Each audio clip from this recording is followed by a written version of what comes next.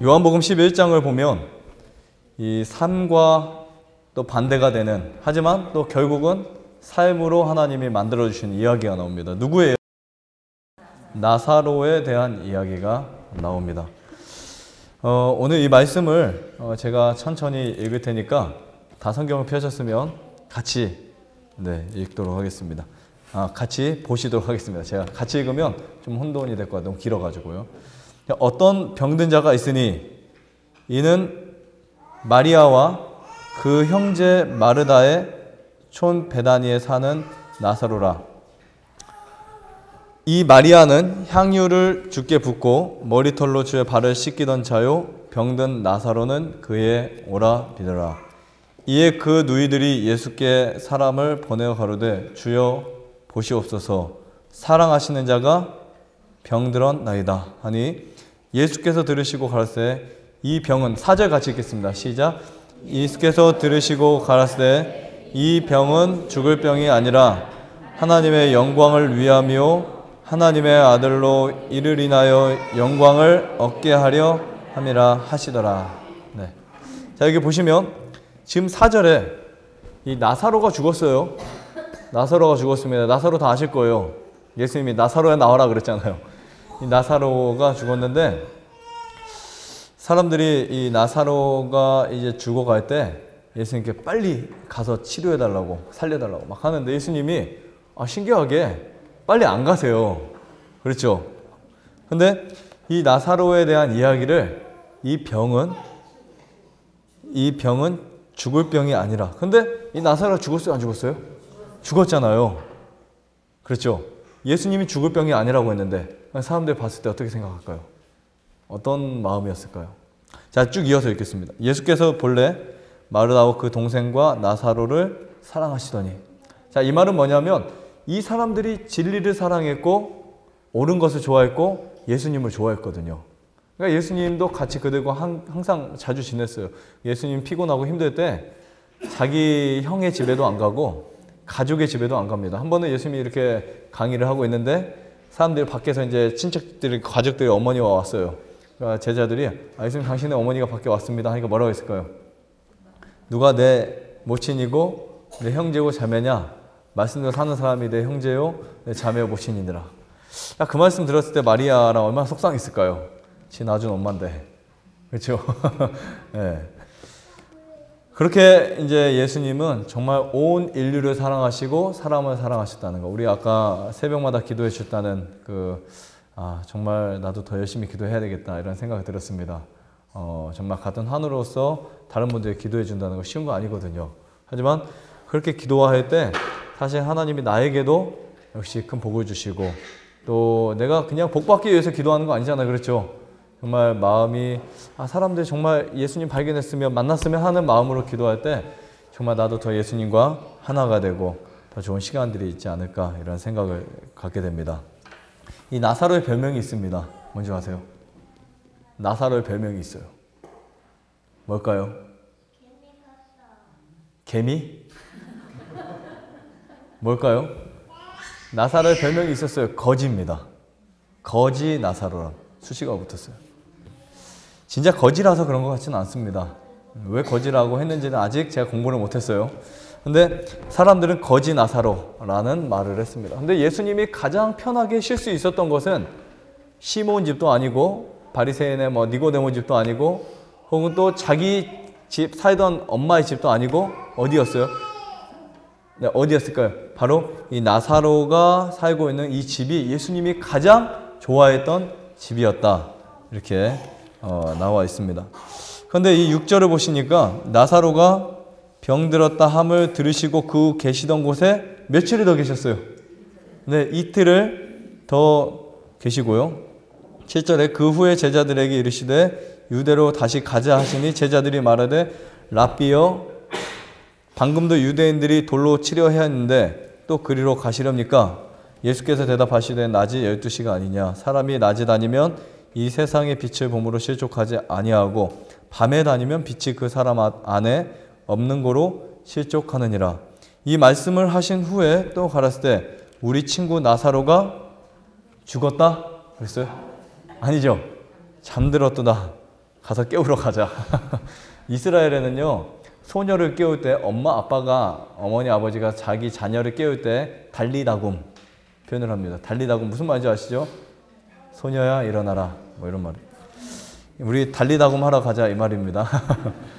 예자들이 가로되 주여 잠들었으면 낫겠나이다. 차라리 훨씬 낫겠죠. 병들지도 않았고. 예수는 그의 죽음을 가르쳐 말씀하신 것이나 저희는 잠들어 쉬는 것을 가르쳐, 이 정도로 단순했어요. 베드로도 그렇고 제자들은 이렇게 단순했어요. 생각하니라 이에 예수께서 발길이시되 나사로가 죽었느니라. 정말 이 말씀을 쭉 읽어 내려가면 정말 감동적인 이야기의 스토리예요. 이에 예수께서 발길이시되 나사로가 죽었느니라. 내가 거기 있지 아니한 것을 너희를 인하여 기뻐하노니 이는 너희로 믿게 하려 함이라. 그러나 그에게로 가자 하신대. 아까 예수님 말씀하셨죠. 나사로가 병든 이유는 무엇 때문에? 나사로가 특별히 죄지어서 병들고 죽는 게 아니에요. 무엇 때문에요? 하나님의 영광 때문에. 자, 그러면 여러분들도 마찬가지일 거 아니에요. 그렇죠? 나는 하나님의 영광을 위해서 이 자리에 왔다. 앞으로 나도 나사로와 같이 예수님을 증거할 사람이다. 이렇게 여러분들이 이해하시고 그렇게 확신하시게 되기를 간절히 바랍니다. 자, 여기 보면 이제 아주 재밌는 이야기 또 있어요. 16절에 예수님 제자 중에 의심이 가장 많았던 두 제자가 있습니다. 빌립과 도마예요. 그렇죠? 도마는 예수님의 못자국을 보지 않고는 믿지 않았던 사람입니다. 그런데 이 도마가 회심했을 때요. 어디까지 온 줄 아세요? 한국 땅까지 왔대요. 와가지고 다시 인도에 가서 사형을 당하고 죽었습니다. 자, 여기 보시면 디두모라 하는 도마가 다른 제자들에게 말하되 우리도 주와 함께 재밌죠? 죽으러 가자. 어쩔 수 없다. 예수님 주님 우리 선생님이 가시는데 우리도 여기서 도망갈 수도 없고 죽으러 가자. 이런 뜻입니다. 예수께서 와 보시니 제 나사로가 무덤에 있은지 이미 나으리라. 베다니는 예루살렘에서 가깝기가 한 오리쯤 되매 많은 유대인이 마르다와 마리아에게 그 오라비의 일로 위문하러 왔더니 마르다는 예수 오신다는 말을 듣고 나가 맞대 마리아는 집에 앉았더라. 마르다가 예수께 여짜오되 주께서 여기 계셨다면 내 오라비가 죽지 아니하였겠나이다. 그러나 나는 이제라도 주께서 무엇이든지 하나님께 구하시는 것을 하나님이 어떻게 하시려요? 주실 줄 아나이다. 예수께서 가라사대 내 오라비가 다시 살리라. 오늘 여러분들의 마음속에 내가 죽지 않고 낫는다. 이 확신을 꼭 갖게 되시기를 바랍니다. 예수님이 하시는 거예요. 예수님은 죽음을 정복하신 분이십니다. 저 사망을 깨트리시고 사망의 권세를 이기시고 무덤을 열고 나오셨어요. 무덤을 열고 나오실 때 본인이 덮던 세마포를 다 개켜놓고 무덤에 놓고 나오셨는데, 자, 여기 보시면 이런 말이 있어요. 마르다가 하루되 전혀 생각지 못한 일이에요. 산다고 하니까 당연히 살겠죠. 언제요? 마지막 날 부활에는 다시 살 줄을 내가 아나이다. 막 이런 말을 하는 거예요. 그거라도 우리에게 확신시켜 달라고. 예수님, 우리 오빠가 죽었는데 영원히 잠들지 않도록 나중에 부활할 수 있도록 그 약속이라도 하나 해주면 안 되겠습니까? 가인도 표를 받았잖아요. 가인도. 나는 가인보다 훨씬 착한데 그런 표를 주면 안 되겠습니까? 이런 뜻이에요. 그런데 예수님께서 말씀하십니다. 예수께서 가라사대 나는 부활이요 생명이니 나를 믿는 자는 죽어도 살겠고, 그건 당연한 겁니다. 그렇죠? 당연한 거예요. 예수님 믿고 죽으면 부활 때는 당연히 살 수 있어요. 졸리지 않죠? 네. 무릇 살아서 나를 믿는 자는 어떻게 했어요? 살아서 나를 믿는 자는 영원히 죽지 아니하리. 네가 이것을 믿느냐? 가로되 주여 그러하오다. 주는 그리스도시요 세상에 오시는 하나님의 아들이신 줄 내가 믿나이다. 이 말을 하고 돌아가서 가만히 그 형제 마리아를 불러 말하되 선생님이 오셔서 너를 부르신다 하니 마리아가 이 말을 듣고 급히 일어나 예수께 나아가매 예수는 아직 마을로 들어오지 아니하시고 마르다에 맞던 곳에 그저 계시더라. 밥을 할 때 뜸을 들이는 게 참 중요하죠. 예수님도요, 가만히 보면은 참 어떻게 보면 개구지신 것 같기도 하고, 낫게 안 해줄 거야 막 이런 표현도 했고, 너희는 기적과 표사를 보지 못하면, 표적을 보지 못하면 나를 믿지 않는구나 라는 그 말 자체가 예수님이 나를 치료 안 해줄 것 같다라고 하는 그 왕의 신하야. 그렇죠? 그래서 3번을 간구하잖아요. 또 간구하잖아요. 근데 예수님은 무엇을 보시냐면 그 사람의 속에 있는 진정한 믿음을 보시는 거예요. 진정한 마음을 보시는 겁니다. 오늘 제가 이따가 어떤 이야기를 해드릴 거냐면 이 폴 칼라니티인가요? 네, 바람의 순결이 될 때 그런 이야기를 좀 해드릴 텐데 진짜 죽음이 무엇인지, 사람들은 과연 죽음을 어떻게 이해하고 있는지, 과연 철학자들은 이 죽음에 대한 어떠한 생각을 가졌었는지를 좀 살펴볼 거예요. 근데 많은 사람들이 내가 정말 나을 줄 알았다가 죽게 되는 그 순간에 정말 굉장히 악한 마음을 품기도 하고 가족들에게 화를 내기도 하고 막 굉장히 모질게 굴기도 하는 사람들 많이 있어요. 어떤 경우들 종종 있습니다.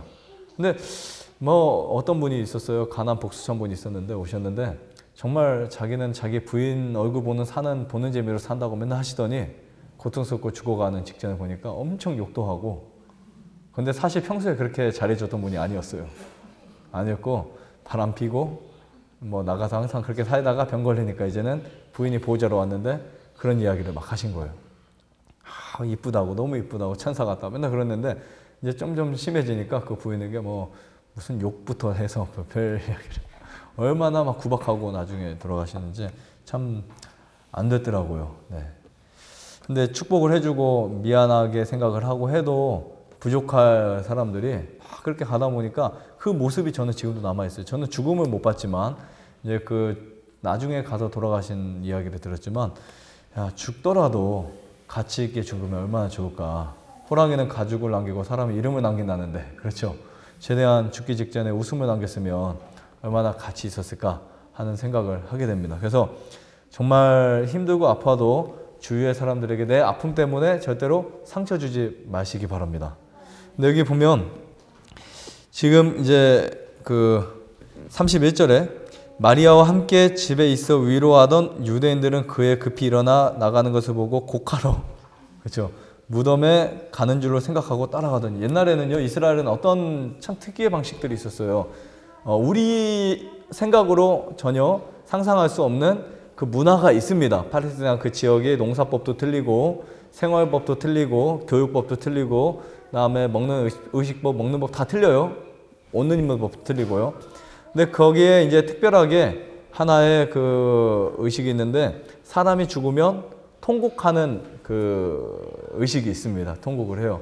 근데 가족들이 별로 없어요. 통곡할 가족이 없으면 사람을 인건비를 주고 하루에 한 데나리온이 3만 원입니다. 3만 원 주고 통곡한 사람 한 10명을, 30만 원 주고 10명을 사서 통곡하게 해요. 이 사람들 왜 통곡할까요? 몰라요. 그냥 통곡하는 겁니다. 하면서 그냥 통곡해요. 근데 이 사람이 정말 슬퍼서 통곡할까요? 아니요. 돈 받고 통곡하는 거예요. 그게 있습니다. 실제 있었어요. 지금은 모르겠어요. 문화 가운데 그 당시에 그런 거지. 그래서 피리 부는 사람, 통곡하는 사람, 막 그거 메고 가면서 막 통곡하면서 가죠. 그래서 곡하러 가는 줄 알고 이제 따라가 주죠. 친한 사람들은 돈은 안 받고도 해주고, 그리고 인맥이 별로 없거나 과부나 이런 사람들은 사람을 사서라도 하고. 자, 마리아가 예수 계신 곳에 와 보이고 그 발 앞에 엎드려 가로되 주께서 여기 계셔. 똑같은 말하죠. 우리 오라비가 죽지 아니하겠나이다 하더라. 지금 그 다음 몇 절이죠? 네, 33절. 예수께서 그의 우는 것과 또 함께 온 유대인들의 우는 것을 보시고 심령의 통분이 여기시고 민망히 여기사 가라사대 그를 어디 두었느냐 가로되 와서 보옵소서 하니 예수께서 눈물을 흘리시더라. 예수님이 눈물 흘린 게 딱 2번인가 밖에 없는 걸로 제가 알고 있어요. 이때 우셨고 예루살렘을 보면서 우셨어요. 이때 운 게 나사로가 불쌍해서 운 게 아니에요. 많은 사람 착각하고 있습니다. 예수님은 나사로가 불쌍해서 운 것이 아니라 유대인들이 불쌍해서 온 거예요. 35절. 이에 예수께서 유대인들이 말하되 보라 그를 어떻게 사랑하였는가 하며 그중 어떤 이 말하되 소경을 눈을 뜨게 한 이 사람이 그 사람은 죽지 않게 할 수 없었더냐 하더라. 예수께서 속으로 통분히 여기시며 무덤에 가시니 무덤이 굴이라 돌로 막았거늘 예수께서 가라사대 돌을 옮겨 놓으라 하시니 그 죽은 자의 눈이 마르다가 가로되 주여 죽은 지가 나흘이 되었음에 벌써 냄새가 나나이다. 예수께서 가라사대 내 말이 내가 믿으면 하나님의 영광을 보리라 하지 아니하였느냐 하신데 돌을 옮겨 놓으니 예수께서 눈을 들어 우러러 보시고 가라사대 아버지여 내 말을 들으신 것을 감사하나이다. 여러분 쭉 읽으니까 이해 가요 안 가요? 오늘 말씀 이해 가시죠? 납득도 가시죠? 믿어질만 하겠죠? 예수님이 어떤 분이신지 느껴지시죠? 근데 예수님이 이런 기도를 하셨어요. 저 이 기도를 보면서 참 부끄러울 때가 많습니다. 하나, 예수님은 어떠한 될 일에 대해서, 어떻게 보면 된 일에 대한 기도보다 될 일에 대해서 하나님께 미리 감사하셨다는 거. 왜냐하면 그건 당연한 것입니다. 내가 나아가지고 앞으로 의료선교 사업, 앞으로 정말 하나님의 종이 되는 거, 이건 당연한 거예요. 하나님 나를 이렇게 아프게 해주셨지만 또 나에게 회복할 수 있는 기회와 희망을 주시고 또 나를 낫게 해주실 것에 대해서 감사합니다. 이렇게 기도하시면 훨씬 더 효과 있는 기도가 될 것입니다. 예수님 그 기도를 하시는 거예요. 그리고 나서 큰 소리로 뭐라고 하셨어요? 나사로야 나오라 부르시니 죽은 자가 수족을 배로 동인 채로 나오는데 그 얼굴은 수전에 쌓였더라. 예수께서 가라사대 풀어놓아 다니게 하라. 이 말씀이 이렇게 우리에게 증명을 합니다. 이 말씀을 읽고 나면 어떤 희망이 생기냐면 나도 죽어도 살겠다 하신 예수님의 말씀이 무엇인지를 알 수 있겠구나. 그렇죠? 희망이 생깁니다. 나도 죽어도 살 수 있구나. 이런 죽음 앞에서 인간은 너무나 무력합니다. 하지만 그 죽음의 권세를 깨트린 예수님을 만났을 때만, 예수님을 바라볼 때만, 또 죽음 너머를 볼 수 있는 영안이 띌 때만 우리는 죽음이 그렇게 무섭지 않고 죽음이 두렵지 않은 완한 현실이 될 수 있어요. 그래서 기독교인의 무덤은 일반 비기독교인들에 비해서 통곡이 적습니다. 울음이 적어요. 근데 똑같은 울음이라도 이거는 떨어지는 슬픔의 울음이지 절대 없어지는 울음이 아닙니다. 영원히 못 만나는 거 아니에요. 그렇죠? 죽어도 영원히 못 만나지 않습니다. 하나님이 우리에게 반드시 부활이라는 생명, 약속을 주셨고요. 이 요한복음 11장에 쭉 말씀 읽은 것처럼 여러분들 이 말씀을 다시 한번 또 읽어보세요. 말씀 읽어보시면 정말 하나님이 나사로를 사랑하셨던 것처럼 나도 사랑하고 계시다는 사실을 이 말씀 속에서 볼 수 있습니다. 여러분 죽음이 왜 왔을까요? 죽음이 왜 온 것 같아요? 사람에게 죽음이 왜 왔을까요? 무엇 때문에요? 네, 죄 때문에 오게 되었습니다. 성경은 죄의 삭슬 사망이라고 말하고 있어요. 죄의 삭슬. 죄에 대한 그 결과는 바로 사망입니다. 그래서 우리는 이 죽음이 무엇인지를 반드시 알아야 되고 예수님이 이 땅에 오시는 것은 나를 살리기 위해서 그리고 그 죽음으로부터 나를 해방시키기 위해서 이 땅에 오신 것이라는 그 사실을 반드시 이해하셔야 된다는 사실 꼭 깨닫게 되기를 간절히 바랍니다. 여러분 철학자 중에 너 자신을 알라 누구인 줄 아세요? 소크라테스. 그럼 소크라테스가 무슨 말을 했을까요? 그거밖에 모르시죠? 소크라테스 하면 너 자신 알라. 그렇죠? 너 자신 알라 하면 그 사람밖에 모르죠. 더 아시나요? 죄송합니다. 혹시 아세요 충분히? 무슨 말을 했죠? 우리 일본까지 다녀오신 분 무슨 말을 했죠? 아 진짜요? 아실 것 같은데? 이 여사님 무슨 말을 했어요? 네. 근데 참 많은 말을 했는데 왜 우리가 그 말밖에 기억하지 못하는지 모르겠어요. 그렇죠? 이 소크라테스는요, 기원전 399년에 아테네에서 이제 아테네 법정에서 9시간 하고 30분 정도, 9시간 30분 정도의 재판을 통해서 사형을 당하고 죽습니다.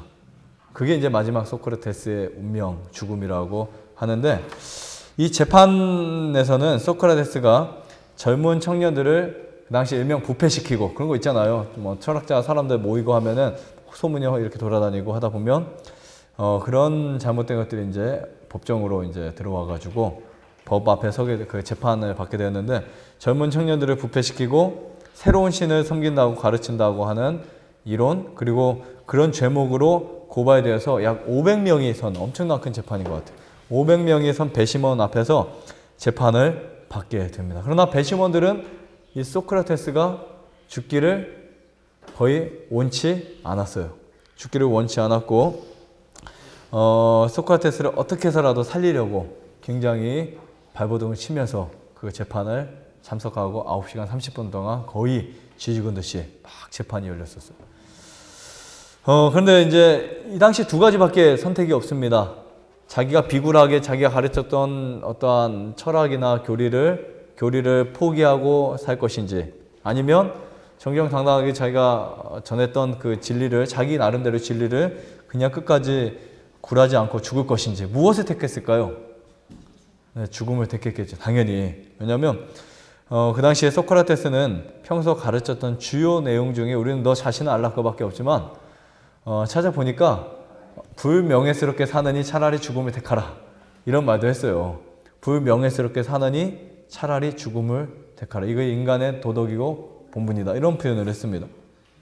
그 말이 이제 자기의 어떠한 그 생활의 모든 것이 되었었죠. 교훈처럼 이제 그는 추방형을 거절하고 그 독배를 마시는 거죠. 거기서 마시고 제자들이 보는 앞에서 그대로 사망을 합니다. 이 소크라테스 통해서 우리는 어떤 이해를 하느냐에 따라서 삶의 그리고 죽음이 무엇인지를 우리가 좀 삶과 죽음을 발견할 수 있습니다. 똑같은 죽음인데 나쁜 짓을 하고 죽을 때 발버둥 치면서 죽는 죽음과 똑같은 죽음인데 아주 자랑스럽고 자기 제자들에게 야 이거 봐라 내가 내 말한 대로 실천한다 난 죽는다 앞으로 너 잘 살아라 하는 그 선생처럼 똑같은 죽음인데 틀리죠. 틀립니다. 자, 왜 그랬을까요? 이 소크라테스는 그 당시에 죽음에 대해서 없어짐이라는 이해보다는 잠시 떠남이라는 이해로 받아들였기 때문에 그랬어요. 어떻게 보면 지금 우리가 갖고 있는 이 기독교 사상의 어떤 가장 가치 있는 사상이 뭐냐면 죽음은 없어져 사라지는 것이 아니라 다시 잠자는 것이고 다시 잠시 지금 우리가 떠나는 것고 나중에 다시 살아날 것을 약속을 받고 죽는 것을 의미하죠. 그것을 이제 그런 생각을 했던 이 소크라테스는 죽음 이후에 물론 우리와 같은 견해는 아니지만 죽음 이후에 무엇인가를 자기가 다시 태어날 것을 생각했겠죠. 자, 죽음은 성경에서 말하는 죽음은 절대 없어지거나 사라지는 것이 아닙니다. 이건 과학적으로도 증명하고 있어요. 우리가 한번 죽는다고 해서 그것이 영원히 끝난다 이런 것이 아닙니다. 사람이 죽어서 다시 부활할 수 있습니다. 환생이 아니에요. 부활입니다. 부활이고 이러한 죽음은 이 생에서의 없어진다. 죽음이 없어진다고 생각하는 이 죽음은 이 생에서의 기쁨도 없고 행복도 없고 어떻게 보면 소망이 없어요. 그냥 현재 내가 배부르고 그냥 좀 이렇게 잘 먹고 잘 살 때는 괜찮지만 힘들고 아프고 또 어려울 때 절망적인 그 순간에 그 죽음은 없어지는 것이라고 믿는 사람들에게는 삶 자체가 굉장히 불행합니다. 그래요, 안 그래요? 아파도 아니면 내가 집이 있어요. 어떤 때는 이렇게 선교 여행을 하거나 그냥 여행을 하거나 또 한참 고생을 하더라도 뭐 생각하면 참아요? 집이 있으니까 참는 거예요. 그렇죠? 내가 집에 가면 나는 따뜻한 집에 그렇죠? 두 발을 뻗고 잘 수 있구나. 그 소망을 하고 이제 생각하잖아요. 여러분 다 여기 집이라고 생각하시면 그렇게 하셔도 월산에 갔다 오다가 힘들어도 내 집에 가면 그래도 편하게 내 침대에서 누워 잘 수 있어 라고 하면서 이제 그 소망이 있죠. 근데 그 소망이 없는 사람에게는 뭐예요? 그 걷는 것 자체가 얼마나 힘들까요? 얼마나 고통스러울까요? 근데 그 후에 그러한 나의 집이 있고 나를 위해서 예비된 하늘이 있다는 생각하는 사람들에게 이 세상의 삶을 살아갈 때 그것은 또 하나의 기쁨이 될 수 있고 뭐 좀 힘들지만 참아낼 수 있는 인내가 될 수 있습니다. 떠남이라는 것은 내세를 위해서 준비할 수 있다는 뜻이에요. 아까 없어짐이라는 것은 준비할 게 없습니다. 그래서 준비할 수 있기 때문에 삶이 기쁘고 무엇인가 계획할 수 있고 하루를 살더라도 어떻게 살 수 있어요? 행복하고 기쁘게 살 수 있습니다. 이런 물질 세계에서는요 모든 것이 멈춥니다. 다 죽어요. 그렇죠? 그리고 죽음은 소멸성을 가지고 있지만 인간은 사실은 일반 생물학적 동물이 아니에요. 근데 우리 윤회설이라고 들어보셨죠? 윤회설 들어보셨죠? 윤회설은 어떻게 보면 굉장히 문제가 되는 학설입니다. 사실 우리 인생이나 이 다른 생물이나 틀릴 게 없다라고 하는 개념을 갖고 있어요. 그래서 환생했을 때 사람의 그러한 원인설을 말하잖아요. 그 사람이 잘못 살았으면 다시 잘 환생할 것이고, 잘못 살았으면 개구리나 뭐 지렁이로 환생할 것이고, 잘 살았으면 코끼리로 환생할 것이고, 뭐 이런 게 있잖아요. 더 잘 살았으면 사람으로 다시 환생하겠지. 뭐 이런. 근데 전혀 그런 거 없습니다. 이 폴 칼라티니는 어떤 책을 죽기 전에 남겼냐면 36살에 폐암 말기라는 선고를 받았고 임파선까지 재발이 되는 어떻게 보면 굉장히 비극적인 삶을 살아가는 신경과 신경외과 의사로서요. 그 책은 이제 바람이 숨결이 될 때라는 책을 이제 기록한 사람입니다.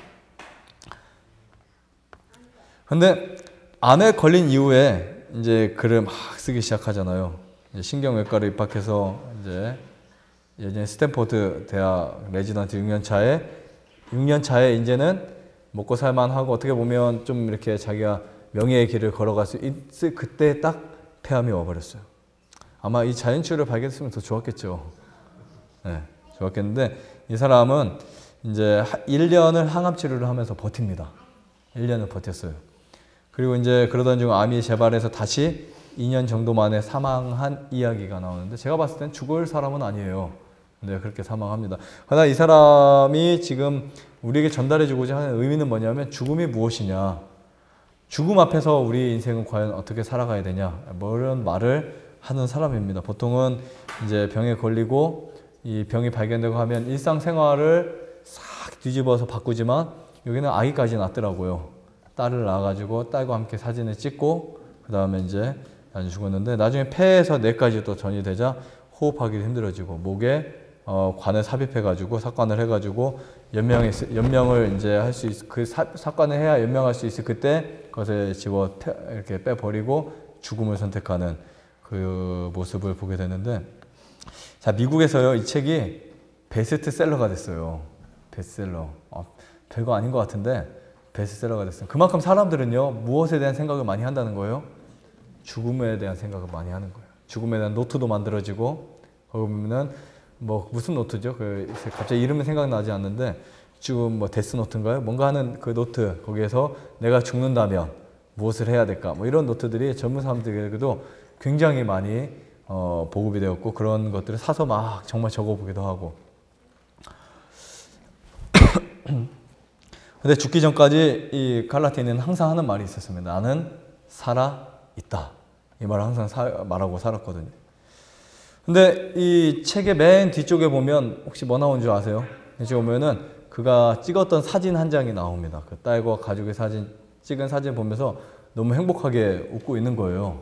너무 하게 웃는 거예요. 그래서 그 사진을 보면서 야, 이 사람들이 정말 이렇게 웃지 않으면 울었을 것 같다. 왜냐하면 가족을 남기고 떠난다는 그 마음, 그렇죠? 그리고 떠나야 될 수밖에 없다는 그 형편, 사정. 하지만 그것을 알면서도 자식을 낳고 알면서도 그냥 또 하루하루를 그렇게 살아가는 그 모습 속에서 사람들에게 이 죽음이 무엇인지를 설명해 줄 수 있는 아주 중요한 책이라고 생각을 했어요. 여러분들 나중에 한번 기회 되시면 꼭 한번 보시고요. 만약 내 인생에 석 달이 남았다면 여러분 뭐 하시겠어요? 내 인생에 석 달이 남았다면 내가 석 달밖에 안 남았다. 뭐 하고 사시겠어요? 이 사람이 이런 말을 합니다. 내가 내 인생에 석 달이 남았다면 나는 가족과 함께 살 것이고 가족과 함께 그 석 달을 풀로 보낼 것이고 1년이 남았다면 책을 쓸 것이고 10년이 남았다면 내가 복직을 해가지고 환자들을 돌볼 것이다. 그렇게 해가지고 시간의 가치를 굉장히 잘 깨닫고 시간이 얼마가 남았으면 좀 더 쉬울 텐데 하면서 그거를 쭉 적었습니다. 그리고 나서 자기의 삶 하나하나를 정립하면서 정말 그 죽음을 두려워하지 않고 사는 날까지 그냥 그렇게 살았던 그 모습을 보면서 제가 생각했어요. 여기 오는 환우분들도 이 좋은 환경 이 사람들은 모르거든 사실은. 여러분 다 아시잖아요. 진리를 알고 무엇이 정말 진짜 건강인지 알고 그 안에서 이런 자유를 좀만 누릴 수 있다면 100% 나을 텐데 그렇죠? 100% 회복될 텐데 이런 생각을 하게 되었습니다. 그래서 진짜 죽음을 좀 우리가 다른 각도로 한번 살펴보시자고요. 내가 아파서 이거 죽으면 어떻게 할까? 이런 생각을 넘어서 하나님이 나에게 오늘도 지금 내가 살아있는 거거든. 그렇죠? 여러분 다 살아계시잖아요. 지금 이 살아있는 이 시간에 내가 과연 무엇을 준비할까? 어떻게 더 행복하게 살아갈까? 어떤 가치를 가지고 살아갈까? 이런 생각을 한다면요. 지금 쓸데없는 그 생각에 낭비할 시간을 더 좋은 곳으로 바꿀 수 있다는 거예요. 철학자 플라톤은 이 파에도에서 철학자에게 죽음은 놀랍지 않은 현상이라는 글을 기록합니다. 그리고 철학이 죽음의 공부지만 사실 기독교야말로 진짜 죽음에 대한 공부예요. 이 성경을 보면 이 성경은 죄가 들어와서 어떻게 해결되는지를 설명하는 놀라운 책입니다. 성경에서 죽음이라고 하는 것이 무엇인지를 깨닫거나 캐치하지 못하면 성경에 있는 의미가 없어요. 성경은 정확하게 죽음이 무엇인지를 우리에게 교육하는 책입니다. 시인 알렉산더 포포는 이런 말을 했어요. 어설프게 배우는 것은 위험한 일이다. 그러니까 성경도 자연치유도 어설프게 배우는 것은 어떤 거예요? 굉장히 위험한 것입니다.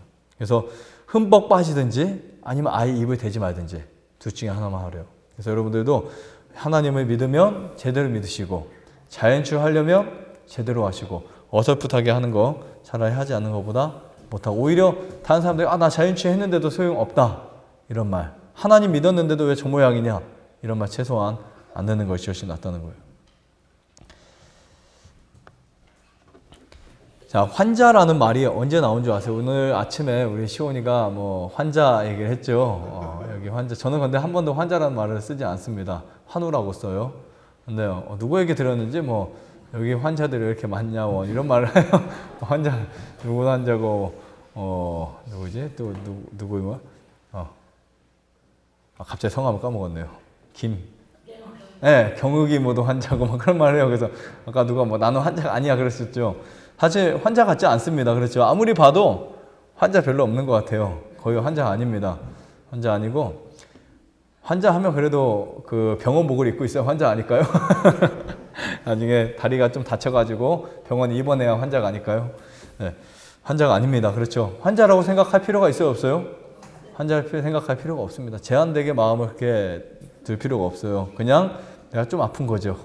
좀 아프고 조금 불편한 것 뿐이에요. 남들 빨리 달릴 때 나는 좀 천천히 달리는 것이고 남들 뭐 열심히 잘 먹을 때 나는 좀 덜 먹는 것 뿐이지. 여러분 내가 잘 먹는 사람 나보다 더 잘 먹는 사람도 있어요. 저보다 더 잘 먹는 사람이 있어요. 저는 한 끼에 밥 한 그릇 막 예를 들면 뭐 떡 몇 개 이렇게 먹는다 하지만 한 끼에 밥 10그릇 먹는 사람도 있어요. 그럼 그 사람 보면 저는 환자일까요? 아니잖아요. 그러니까 그런 생각하지 마시고 이 환자라는 말은 14세기 철학에서 행동의 주체로 나옵니다. 의사는 행위의 주체고 즉 하나님은 의사고 나는 환자다 이런 표현을 하는데 우리가 좀 이것을 쉽게 바꾸면은 하나님과 나 관계 즉 우리가 의사에게 어떤 처방을 받아서 살아온 것처럼 사실 어떻게 보면 하나님의 말씀에 처방을 받아서 매일을 살아갈 때 그것이 훨씬 더 합리적인 표현이 아닌가. 사실은 환자라는 표현보다는 그렇죠. 예.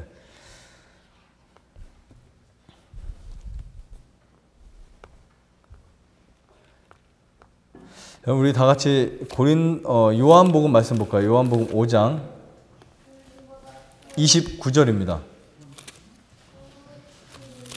요한복음 5장 29절 말씀이에요.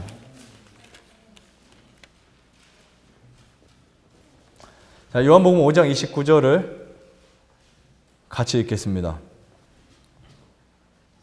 시작. 선한 일을 행한 자는 생명의 부활로 악한 일을 행한 자는 심판의 부활로 나아오리라. 아까 그 알렉산더 포포라는 시인이 뭐라고 말했어요? 어떤 게 위험한 것이라고요? 어설프하게 아는 것이 위험한 것이라고 했죠. 흠뻑 빠지든지 아니면 아예 입을 대지 말든지. 그렇죠. 성경도 마찬가지예요. 성경의 교리나 성경의 말씀도 어설프하게 아는 사람들이 최고 문제입니다. 성경 그냥 한 20번 본 어설프하게 아는 사람들. 그렇죠? 잘 알려면 성경도 제대로 알아야 되고 모르면 아예. 그래서 우리가 뭐 성경을 1년, 10년, 20년 공부한다고 제대로 아는 게 아니에요. 성경을 진짜 제대로 아는 것은 한 말씀을 보더라도 그 말씀의 권위를 인정하고 그 말씀이 진리라는 사실을 내가 마음속에 확신하고 있는 게 진짜 제대로 아는 거거든요. 성경을 20년 읽었다고 해서 그게 제대로 아는 거 아닙니다. 자, 옛날에 철학자들은 이 영혼 불멸 사상에 대해서 말을 해왔습니다. 철학자 헬라의 어떤 사상 중에 하나였고요. 영혼 불멸설의 사상은요, 오늘 우리 죽음에 대한 것과 아주 중요한 견해입니다. 영혼 불멸 사상, 영혼 멸절 사상. 그런데 이 영혼 불멸 사상은 인간의 구조를 육체와 영혼으로 보고 영혼은 불멸함으로 영혼이 살아서 그 뭐라 하지 이데아에 가게 된다는 사상을 갖고 있어요. 이데아가 뭐냐면 인식의 근거가 되는 다시 말하면 인식이 되는 항구적으로 그 어떤 표현으로 좀 해야 쉬울까요? 뭐 초월적인 실제 그러니까 내가 인식할 수 있는 초월적인 실제, 육신 없이 그것을 바로 이데아라고 합니다. 이것은 이데아라는 말은 기독교 용어가 아니고 어떻게 보면 철학적 용어예요. 철학가들이 사용했던 용어였고 이 영혼 불멸의 사상은 고대로부터 인류가 지녀온 인간의 영혼에 대한 의식인데 이 영혼 불멸설에 대해서 철학적으로 정립을 한 사람이 있습니다. 플라톤이에요. 플라톤인데 소크라테스나 플라톤 뭐 다 이분법, 삼분법을 주장했던 사람이었으니까 이 영혼 불멸설의 사상 핵심은 육체는 악하고 영혼은 선하다라고 하는 철학적 근거에서부터 오기 시작했어요. 그래서 철학자들은 철학의 마지막 공부는 뭔지 아세요? 죽음입니다. 그 죽음에 대한 공부가 철학의 마지막 공부예요. 인간의 육체는 악하고 여러분 혹시 그렇게 생각하세요? 한번 잘 생각해 보세요. 영혼 불멸설 사상의 기초가 그거예요. 그러니까 우리가 일반 기독교계에서 영혼 불멸에 대해서 정확한 이해를 못하고 그냥 약간 그런 영혼 불멸설 영과 육 분리시켜서 이것만 생각하는데 그 역사나 그 기원을 보면요. 영혼 불멸 사상은 뭐냐면 우리 육신은 악하고 그 다음에 영혼은 선하기 때문에 죽으면 육체에서 영혼이 떠나가서 천당 혹은 지옥에 간다는 이분법에 의해서 만들어졌어요. 이게 바로 영혼 불멸설의 시작입니다. 뭐 그 전에 뭐 사단이 말했죠. 네가 먹는 날에는 결코 죽지 아니하리라는 이런 언어를 통해서 말했지만 철학자들은 이러한 부분을 이렇게 선택을 해가지고 정립을 시켜놨어요. 하지만 여러분 사실 우리 몸이 악한 거 아니에요. 절대 악하지 않습니다. 그 죄를 짓고자 하는 내 소욕을 이루는 육체가 악한 게 아니라 내 욕심이 악한 거예요. 사람은 육과 영을 잘못 생각하고 있는 거예요. 예수님 말씀하셨어요. 살리는 것은 영이니 육은 무익하다고 하니까 내 육체 덩어리는 죽어도 돼. 근데 그 고기 육자 네, 육체는 죽어도 돼. 뭐만 살면 된다? 영만 살면 된다. 근데 내 육이 있을 때 빨리 영을 잘 개발해가지고 빨리 이 더러운 육체에서 나와서 살아야지. 이거 아닙니다. 성경은 우리 육체도 역시 변화된다고 말하고 있어요. 놀랍게도. 그 말씀 있어요, 없어요? 이거는 영혼 불멸설에 대한 정확한 잘못된 견해라는 사실을 말해주고 있어요. 데살로니가의 사도 바울은 어떤 표현을 썼냐면 예수님께서 강림하실 때에 우리 온 영과 몸과 온 영과 온 혼이 예수 강림하실 때에 어떻게 되기를 흠없이 보존되기 원한다고 그랬어요. 그러니까 너희들이 예수님이 말씀하실 때 너희 육체를 벗어야 나를 만날 수 있다. 이게 아니고요. 여러분들이 육체 안에서 육체 자체도 하나님이 변화시켜 주실 거예요. 우리의 나중에 본성도 바뀌게 할 것입니다. 품성은 내가 하나님을 만나서 바꿔야 되지만 우리 본성 자체까지는 하나님이 나중에 바꿔주시겠죠. 다시 말하면 영혼 불멸 사상은 이렇게 해서 우리 육체를 악하다라고 주장을 합니다. 그래서 좀 더 거슬러 올라가면 그런 표현이 있는 거예요. 이 플라톤의 사상은요. 기독교 안에서 영혼 불멸설의 기초를 놓게 합니다. 기독교 안에서. 그 다음에 아우구스티누스에 의해서 기독교 사상으로 그것이 다듬어지기 시작했어요. 그러니까 어떠한 교리나 어떠한 그 부분을 우리가 쭉 이해하기 위해서는 그 역사를 살펴봐야 돼요. 근데 성경적인 견해는 죽음에 대한 이해가 다릅니다. 성경에서 죽음은 육체의 죽음과 영혼의 불멸 등과 같은 이원론적이지 않아요. 네, 이원적이지 않고 성경은 인간의 육체와 영혼이 통합된 전인적 존재라고 설명하고 있습니다. 이거 확신하세요? 나는 전인, 그래서 요즘엔 전인 치유예요. 그렇죠? 영만 치료, 육만 치료 이게 아닙니다. 전인 치유가 돼야 돼요. 어떤 사람은 몸은 치료됐는데 이게 치료가 안 돼가지고 돌아서자마자 또 재발되는 사람이 있어요. 이게 전인 치료가 안 됐다는 거거든. 그래서 이 요한복음 5장 29절에 선한 일을 하는 자는 무슨 부활? 생명의 부활로 내 몸도 다시 살아난다고 했어요. 그렇죠? 악한 일을 하는 자는 심판의 부활로. 그러니까 일반 옛날 고대 철학과 성경의 말씀을 혼합해서 짬뽕을 만들다 보니까 내가 주장하는 교리가 무엇인지 내가 알고 있는 교리가 무엇인지도 알지 못하고 교회에 다니는 사람들이 대부분이라고 저는 보고 있습니다. 자, 죽음은 존재의 끝이 아니고 인간의 부활을 통해 살 수 있는 굉장히 놀라운 것이고요. 제가 그냥 뭐 잠깐 설명했기 때문에 이 영혼 불멸 사상 여러분들이 좀 더 한번 쭉 성경을 찾아보시고 그 불교와 힌두교에서 인간의 운명을 업보탓으로 돌리죠.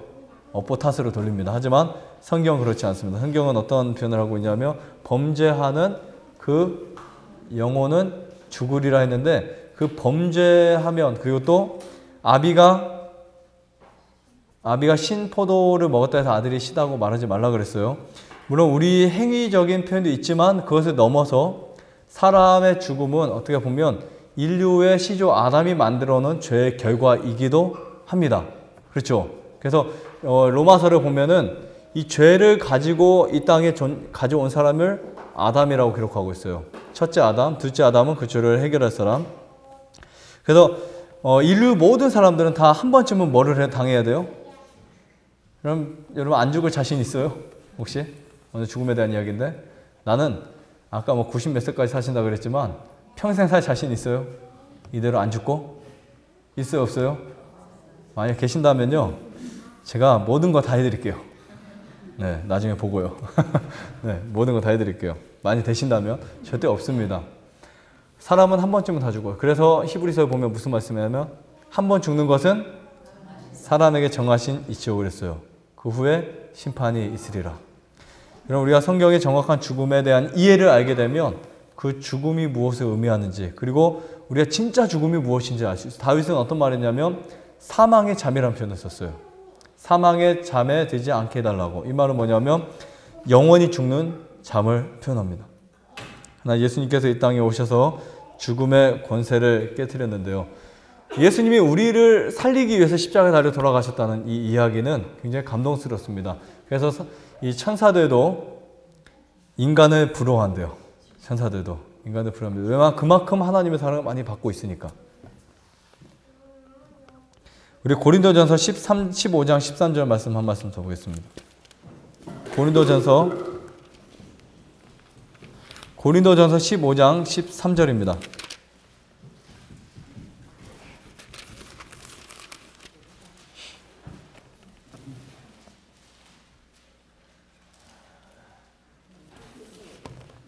네, 15장 13절 14절 15절 쭉 보겠습니다.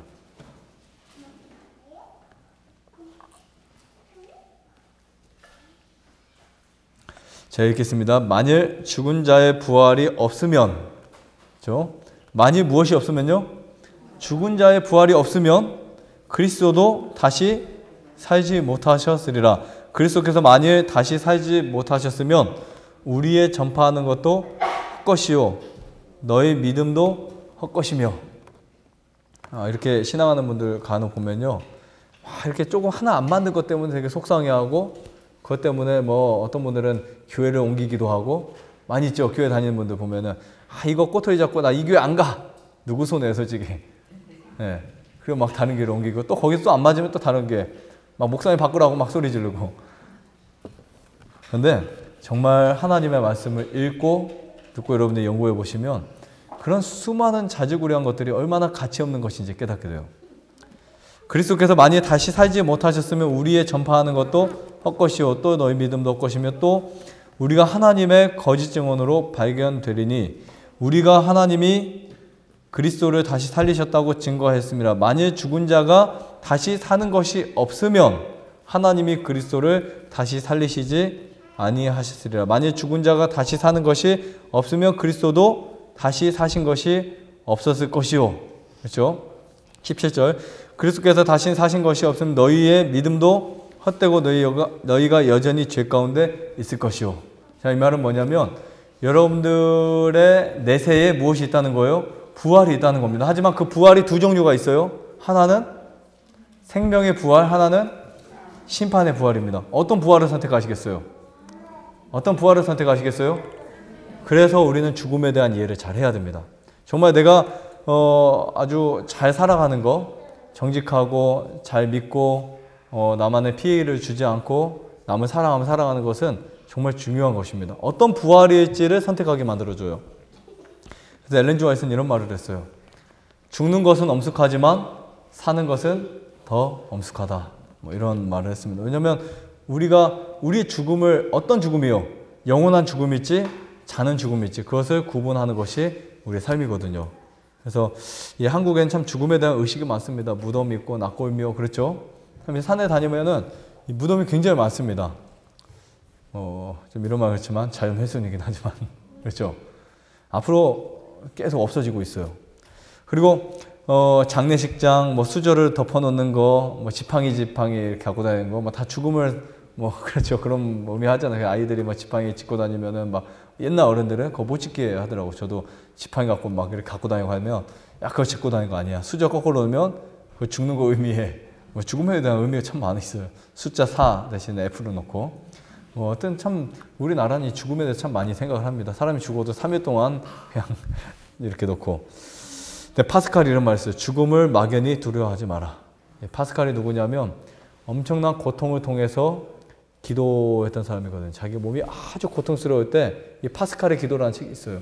책을 보면 정말 그 상황 속에서도 하나님을 찬양하고 불평하지 않았던 삶이었는데 죽음이 주는 의미를 깨닫고 저와 여러분 모두가 정말 하루하루를 행복하게 사시길 간절히 바랍니다. 그래서 내가 이 자연치유하면 몇 살 더 살려고 이 모양 뭐 이 짓을 하냐 이런 사람들이 있어요. 간혹 그런 분들이 있어요. 상담하다가도 혼자 스스로 자격지심에 부끄러워 죽겠대요. 한 70대 중후반, 80대 초반 이런 분들이 나 그냥 가서 막 싸다 죽을래 원장님 막 이런 분도 있고요. 별분 다 계십니다. 내가 몇 년 더 살겠다고 이렇게 뭐 금식도 하고 이렇게 해야 되냐고. 근데 전혀 그게 아닙니다. 그렇죠. 하루를 살더라도 기쁘고 행복하고 가치 있게. 그리고 그냥 그렇게 막 산다고 기쁠까요? 아닙니다. 가서 잘못하면 치매 걸려요. 혹시 여러분 나중에 그런 말 해주는 어르신들이 있으면 꼭 그 말을 해주세요. 그래서 우리 삶은 딱 한 번밖에 없습니다. 가치 없는 일으로부터 돌아서서 정말 가치 있는 일이 무엇인지, 하나님이 왜 나를 이렇게 인도해 주시고 한 번도 안 보던 성경을 보게 하시고 먹지 않았던 채소를 먹게 하시고 이렇게 운동하게 하시는지, 이렇게 나를 인도하시는 하나님께 감사드리시고 기쁘게 하루하루를 살게 되시기를 간절히 바라면서 마치겠습니다.